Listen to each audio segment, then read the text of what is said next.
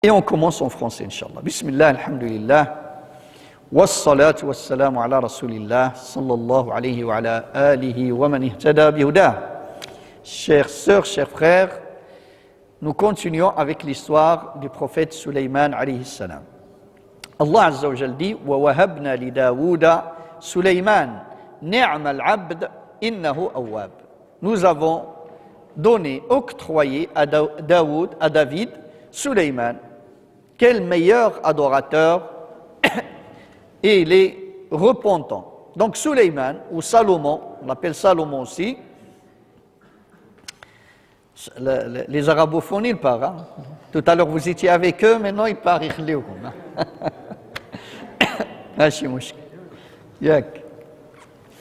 Sulayman, c'est le fils donc de Daoud, David, alayhi salam. Nous avons vu son histoire. Il est de la lignée de Juda.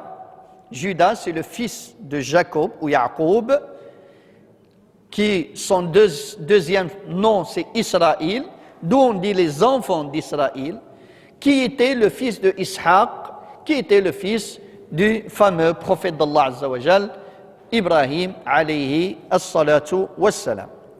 Donc Sulayman est l'un des prophètes de Banu Israël. Et l'un des rois, c'est le troisième roi de Banu Israël. Le premier roi, nous l'avons vu avant, c'est Talut. Il était roi, il n'était pas prophète. Le deuxième, c'est Daoud. Et le troisième, c'est le fils de Daoud, qui est Sulayman, dont nous relatons son histoire ou son récit aujourd'hui. Cette histoire, elle est citée dans le Coran dans 7 sourates et dans 16 versets. Allah subhanahu wa ta'ala nous dit qu'il a donné la prophétie à Daoud à Sulayman après Daoud, alayhi salam. Waritha Sulaymanu Daoud. Il était très jeune. On parle d'un jeune homme de 13, 14, 15 ans, déjà roi. Et même avant, il n'était pas le fils aîné, mais Allah Azza wa Jalla lui a donné beaucoup de sagesse, beaucoup d'intelligence. Nous avons vu qu'on a parlé du récit de Daoud alayhi salam, comment il a, dans beaucoup de cas, son père, il tranchait dans une affaire et il avait un avis plus clairvoyant. Dans Allah Azza wa Jalla, fafahamnaha Sulayman. Donc Sulayman alayhi salam est devenu roi et aussi prophète après David alayhi salam, après Daoud alayhi salam. Comme son père, il était très adorateur. Il adorait beaucoup Allah subhanahu wa ta'ala. Il était très reconnaissant envers Allah, beaucoup dans la gratitude. C'était sa marque de Sulayman, c'est la gratitude. Un jour, il a fait un discours dans l'élite de Banu Israël. Il leur a dit Ya ayyuhan nas ullimna mantiq at-tayr. Aux gens, Allah m'a donné cette faculté de comprendre le langage des oiseaux. Donc Sayyidina Sulayman, quand des oiseaux communiquaient entre eux, ils connaissaient ce qu'ils disaient, leur langage. Et aussi des animaux, comme on va voir après, même la fourmi.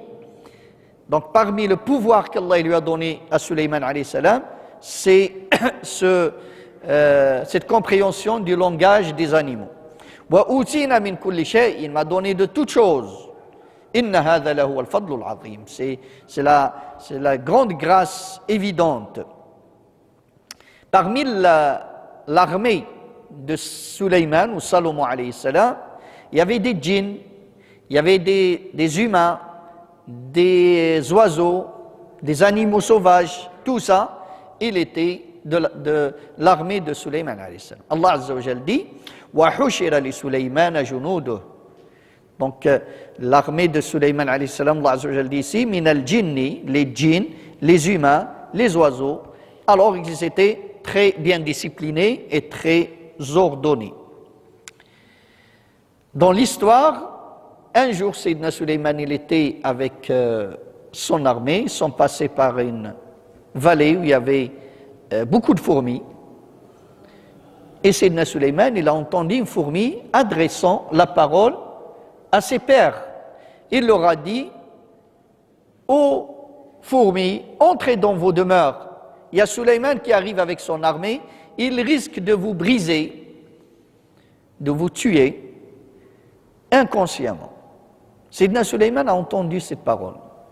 Il a souri, il s'est réjoui de cette faculté, de ce don qu'Allah lui a donné. Et il était directement dans la gratitude et la reconnaissance envers Allah. Il a dit ce dua, Rabbi awzi'ni an ashkura ni'mataka allati an'amta alayya. Ya Allah, aide-moi tout le temps à être dans la gratitude, d'être reconnaissant envers toi de tous les bienfaits que tu m'as octroyés à moi ou à mes parents, et que j'œuvre toujours dans le bien. Ça veut dire ce que tu m'as donné. Et c'est ça la gratitude, c'est ça le shukr, c'est d'utiliser ce qu'Allah t'a donné pour te rapprocher de Allah Azza wa Jalla. Wa ana a'mala, et que j'œuvre toujours dans le bien, et fais-moi entrer parmi tes serviteurs dans ta miséricorde, tes serviteurs pieux dans ta miséricorde. Donc Sayyidina Sulayman comprenait le langage des fourmis aussi.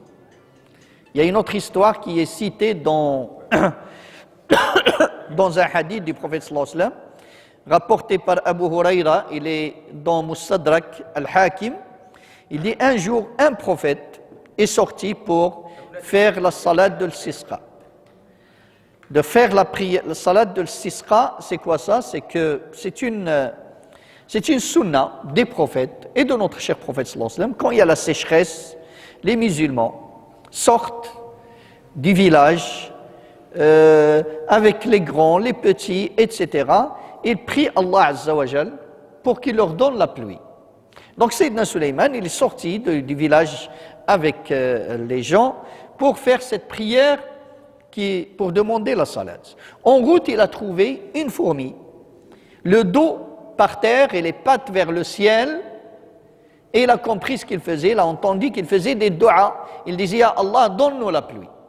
Et Sulayman, il a dit à son peuple, rentrons chez nous, Allah Azza wa Jalla va nous donner la pluie grâce à cette fourmi.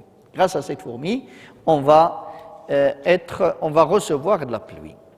Le prophète sallallahu alayhi wa sallam nous dit dans un autre hadith que Allah nous donne beaucoup de biens. C'est pas parce que nous, des fois, qu'on est dans l'adoration d'Allah Azza wa Jal, mais des fois juste par la bénédiction des vulnérables. Il nous dit, le prophète sallallahu alayhi wa sallam dans un hadith, s'il n'y avait pas ces animaux et ces bêtes qui ne sont pas conscients, et ces enfants qui ne sont pas pubères, qui sont petits, et ces vieillards, on aurait reçu le châtiment, c'est-à-dire on méritait le châtiment d'Allah Azza wa Jal, ça veut dire en réponse à nos péchés. Mais Allah Azza wa Jal repousse ce châtiment grâce à ces vulnérables, pour ces vulnérables. Ici, c'était une fourmi. Avec la royauté, le pouvoir, eh bien, il faut qu'il y ait un peu d'épreuve. La vie, c'est une vie d'épreuve. Il faut juste préparer mentalement, psychologiquement, pour dire qu'on est malade, c'est normal. Eh bien, Sayyidina Sulayman, malgré tout ça, il va tomber gravement malade. Tellement il était très souffrant que quand il s'assied sur son trône, il ressentait plus son corps. Il voyait son corps comme un cadavre posé sur ce trône. Allah Azza wa Jal dit وَلَقَدْ فَتَنَّا Sulayman. Nous avons éprouvé Sulayman. Et on a jeté sur son trône un cadavre, son âme, ce qui était son propre corps. Et après cette épreuve, Allah Azza wa Jal dit, et on lui a rendu sa santé. ثُمَّ أَنَابَ. Après qu'on a eu sa santé, il a dit à Allah, pardonne-moi. Les savants, ils disent pourquoi il a dit Ya Rabbi ighfirli. Il dit parce qu'ils disent cette maladie, elle était due à un excès dans l'adoration. Donc il a considéré que l'excès dans l'adoration, c'est un péché parce qu'il n'est pas dans la modération. La voie des prophètes, c'est la modération, le juste milieu. Il a dit à Allah, pardonne-moi et donne-moi un pouvoir, un royaume que tu donneras à personne de ta créature. Il voulait dire, Ya Allah, et tu verras, quel que soit ce pouvoir, quel que soit ce royaume, jamais il me distrait de ma fonction sur terre, qui est ton adoration. Je resterai toujours soumis à toi, je resterai toujours adorateur à toi, Ya Allah. Allah Azza wa Jal lui a donné un pouvoir qu'il a donné à personne. Il lui a donné le vent. Le vent qui était soumis aux ordres de Sulayman alayhi salam. Il peut lui demander de transporter qui que ce soit. C'était, comme je dis, un jet privé de Sayyidina Sulayman.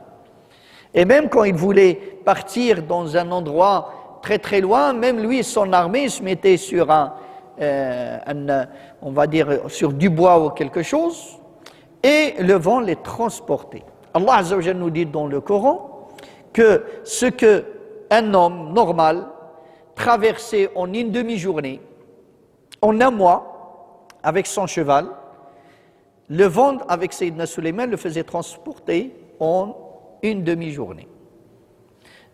Donc c'est ses premiers pouvoirs. Il n'y avait pas que ça. Allah subhanahu wa ta'ala, il lui a fait soumettre les shayatines. Ces shayatines, qui sont cette espèce mauvaise, qui sont là pour égarer les humains, Allah il les a humiliés, il les a mis au service de Sulayman alayhi salam. Et aussi les djinns. Faites attention, j'ouvre une parenthèse, c'est un pouvoir que Sulayman il a dit que Allah tu le donneras à personne, n'importe quelle personne aujourd'hui qui vient nous dire qu'il fait travailler les djinns, qu'il fait travailler les shayatins, c'est un charlatan, c'est un menteur. C'est Shaitan qui joue avec lui. Soit c'est un charlatan, la plupart des gens que je connais, soit c'est des charlatans ou des dupes, c'est des pauvres. Shaitan, il le fait penser qu'il est en train de faire quelque chose, il ne fait rien du tout. Alors que le Coran nous dit clairement que ce pouvoir, il est exclusif à Sulayman alayhi salam. Après Sulayman, personne ne l'aura, ce pouvoir. Allah Azza wa Jalla nous dit que Shayatin, il construisait des palais pour Sulayman alayhi salam. Il construisait aussi, il plongeait dans les océans pour lui ramener des trésors du fin fond des océans. Et les djinns, ils construisaient aussi pour Sulayman alayhi salam des sanctuaires. Il dit Allah Azza wa Jalla aussi des statues. Et on s'arrête sur les statues avant de continuer. Pour dire aujourd'hui, ces statues qu'on voit, les statues, sont de deux sortes. Il y a des statues qui sont de l'or, c'est de l'art. Et vraiment, il faut faire attention. En tant que musulmans, nous ne devons pas avoir de problème avec l'art. L'art, c'est la beauté. Et Allah, il est beau, il aime la beauté. Aujourd'hui, on mélange tout. On prive nos enfants par notre ignorance, des jouets parce que c'est des statues, des manuels pédagogiques, on doit couper la tête ou c'est pas, parce que, etc. On voit des fous qui cassent des statues, des gens comme en Afghanistan ou bien ailleurs, etc. Et qui ramènent aux musulmans des catastrophes vraiment qu'on n'en a pas besoin. Et tout ça, c'est de l'ignorance. Tout ça, c'est de l'ignorance. On n'a pas à toucher des statues des gens qui les adorent eux. Parce que les compagnons, radiyallahu anhum, quand ils sont rentrés en Égypte, ils ont trouvé des gens qui adoraient des statues. Ils ont trouvé, il y a toujours aujourd'hui, une grande statue à Boul-Houl, ils ne l'ont jamais touché, les compagnons, radiyallahu anhum, ceux qui étaient éduqués par Mohammed sallallahu alayhi wa sallam. Chez nous, quand on est en terre musulmane, on éradique notre terre des statues pour qu'elles ne soient pas adorées avec Allah subhanahu wa ta'ala. Mais tant qu'il n'y a pas cette shubha, ce risque que ces statues soient adorées par des musulmans, ils ne sont pas haram. À l'époque de Sulayman alayhi salam, Allah il mentionne ses bienfaits sur Sulayman, il lui dit et je t'ai donné les djinns à ton service pour te faire des statues. Sulayman, c'est un prophète de Allah Azza wa Jalla. Il avait beaucoup de statues, l'image des lions, les images des oiseaux, etc. Donc il ne faut pas mélanger, il faut faire attention à ne pas, faire n'importe quoi. Parce que ces gens-là, s'ils avaient juste jeté un coup d'œil sur ce verset, et avec un peu de recul, comment un prophète de Allah, il lui a donné les djinns pour qu'ils fabriquent, parce qu'ils aimaient ces statues. Mais est-ce que Sulayman, il adorait les statues? Non, hasha. Sulayman, alayhi salam, il était quelqu'un qui avait un goût très élevé. Un goût artistique, il était très, très, très élevé. Donc c'était de l'art. Aussi, Allah Azza wa Jal dit dans le même verset, il lui a donné Jifan kal jawab wa qudur rasiyat. Ça nous donne une idée, avant de vous traduire c'est quoi ça, que Sulayman, il était connu aussi par la générosité. Il était très généreux. Il donnait beaucoup. Tellement que ses assiettes, en quoi on donnait du manger à ses hôtes, elles étaient comme des piscines. Ça veut dire énormes. Et les marmites, aussi, ils étaient rasiyat, ça veut dire qu'ils étaient tellement puissantes et grandes qu'ils ne bougeaient pas, qu'ils étaient stables, statiques. Et à la fin de ce verset, qu'est-ce qu'il lui dit? I'malu ala Daoud shukra. Œuvrez, ô la famille de Daoud, dans la reconnaissance, dans la gratitude, parce qu'ils sont rares de mes serviteurs qui sont dans la gratitude. Tous les gens aujourd'hui, Ikhwani, disent avec leur bouche, merci Allah, alhamdulillah, et Allah, il dit que la gratitude, c'est une denrée rare.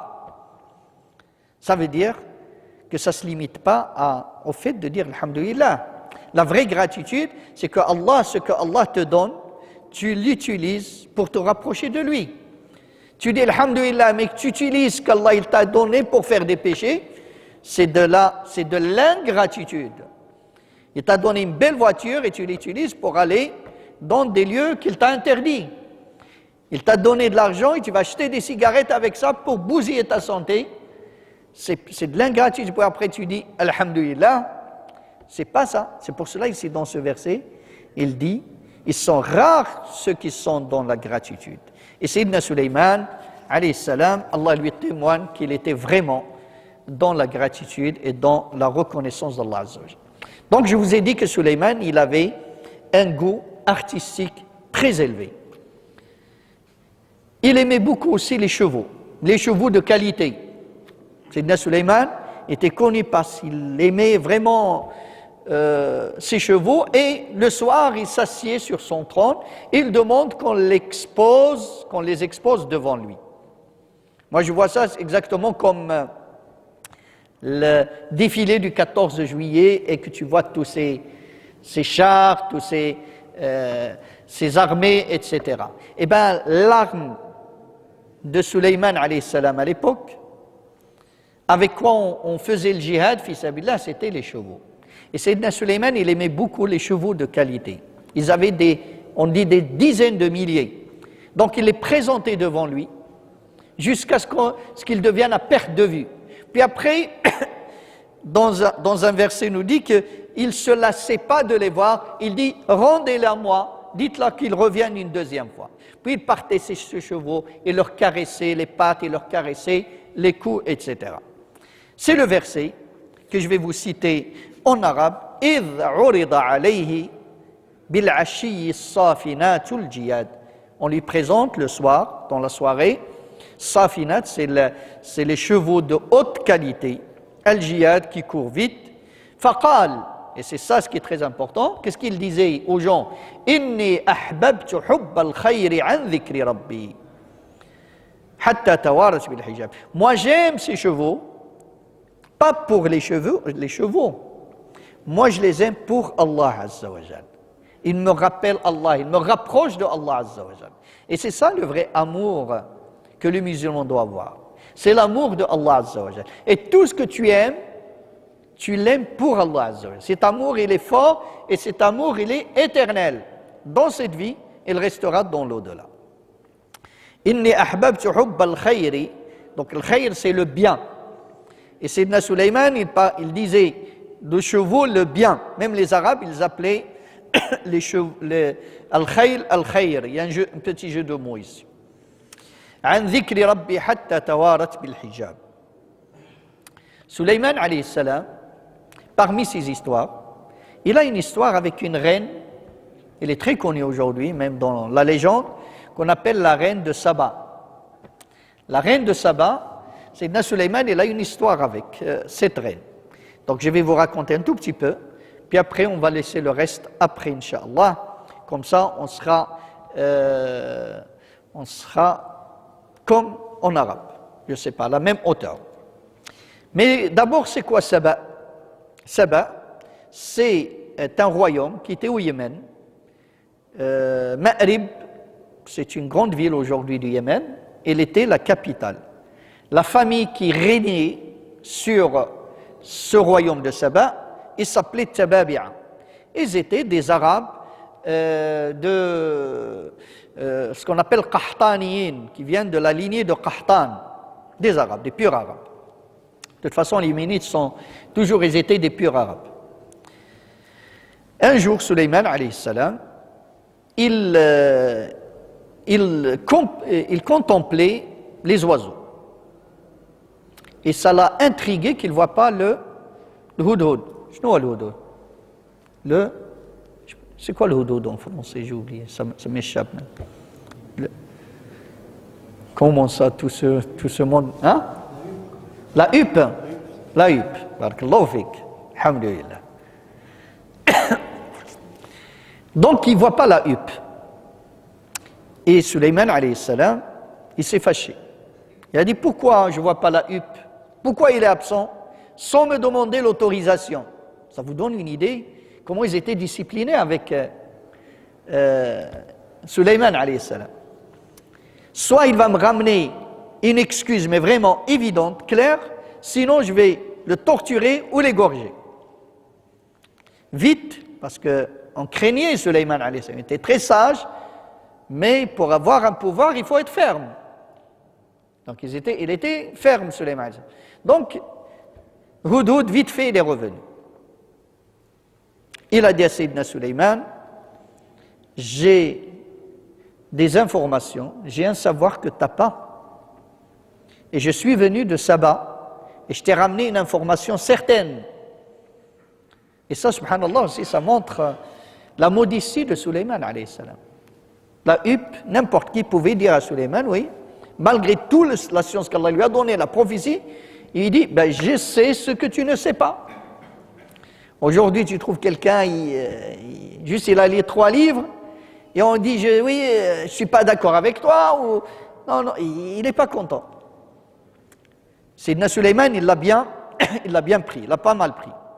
Sauf qu'il lui a dit une chose. Donc la huppe, déjà, il continue.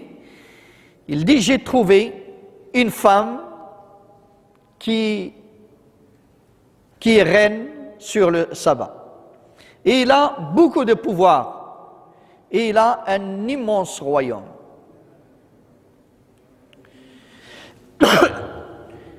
Où est le problème jusqu'à maintenant? Il n'y a pas de problème. Mais ce qui a choqué la huppe, il dit, je l'ai trouvé avec tout ce qu'Allah leur a donné, je l'ai trouvé et son peuple se prosterner devant le soleil et ne pas se prosterner à Allah Azza wa Jal. Et le shaitan, il leur a embelli cette adoration du soleil. Ça aussi, j'ouvre une parenthèse, ça aussi c'est un miracle coranique. Parce que c'est que récemment qu'on a cette certitude scientifique que le peuple de Saba à l'époque, leur divinité c'était le soleil. Ils adoraient le soleil. Et le Coran nous le dit depuis toujours. Donc la huppe est choquée de voir ces gens, au lieu d'adorer Allah, qui leur a donné tout ça, ils adorent le soleil. Puis il dit même, pourquoi ils ne se prosternent pas à Allah? C'est lui le créateur des cieux et de la terre. Donc la huppe, il s'est révolté pour la ilaha illallah, pour tawhid. Allahu la ilaha illa huwa rabbul arshil azim. Suleyman alayhi salam, quand il a entendu ça, Il a dit d'accord, je vais investiguer, je vais demander qu'on vérifie cette information pour savoir si tu dis la vérité ou tu mens. Asadaqta am kunta min al-kadhibin. Il lui a pas dit pour savoir si tu mens, il a dit d'abord si tu dis la vérité ou tu fais partie des menteurs. Pourquoi? Parce que la huppe, les animaux, ça veut dire dans leur fitra, c'est de dire la vérité. L'exception, c'est qu'il ment. Mais ce qui est normal, qu'il va dire la vérité. C'est pour cela qu'il a commencé par Asadaqta am kunta mina al-kadhibin. Il a écrit vite fait un courrier. Il lui a donné, il a dit tiens, celle-là tu vas la ramener et tu vas la donner, tu vas la jeter sur la reine, sur Balqis, la reine de Saba. Mais fais attention, juste tu le rejettes et tu recules et tu restes sur les lieux pour voir ça sera quoi leur réaction. Est-ce qu'ils vont accepter, est-ce qu'ils vont déchirer, etc. Et tu viens me dire, ne fais rien du tout.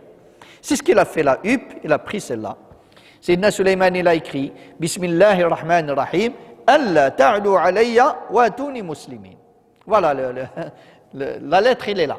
Au nom d'Allah, le très miséricordieux, le tout miséricordieux, j'espère que vous n'allez pas être hautain, orgueilleux et que vous venez musulmans. Donc, la huppe, elle est partie, il l'a jetée sur Balqis, la reine de Saba. La reine de Saba, il l'a lu, il a réuni ses ministres et ses dignitaires.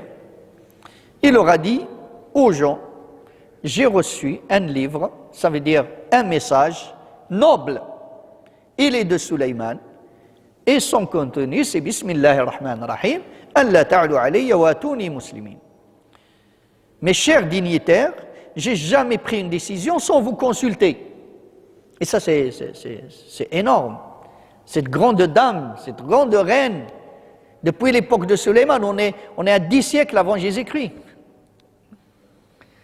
Et consulte son peuple dans tout. À notre époque, tu trouves quelqu'un, il a juste un petit pouvoir, peut-être dans une petite association, peut-être dans une petite mosquée, il devient dictateur. Il ne consulte personne. Pratiquement, il va dire, je suis tout ce que je dis, c'est la vérité. Alors que la consultation, c'est la sunna de notre cher prophète sallallahu alayhi wa sallam. On doit la faire même chez nous à la maison. Même chez toi, c'est contre-productif que tu viens, je suis l'homme et j'impose. Non. Même si tu as quelque chose avec tes enfants, avec ta femme, pose-la. Prends leur avis, écoute-les. Fais-les adhérer à ce que tu fais. Donc cette dame, il avait cette vertu. Il leur a dit, voilà, j'ai jamais décidé quelque chose avant de vous consulter. Eux, ils ont répondu, Madame la Reine, nous sommes puissants, nous sommes forts et nous sommes prêts pour le combat, pour la guerre. Et c'est toi qui décides. C'est vous que vous décidez. Si vous voulez qu'on va faire la guerre, on va faire la guerre. C'était quoi la réponse de la reine de Saba? C'est ce qu'on saura, Inch'Allah, la prochaine fois. Wa sallallahu wa sallam ala sayyidina Muhammad wa ala alihi wa sahbihi ajma'in. Walhamdulillah.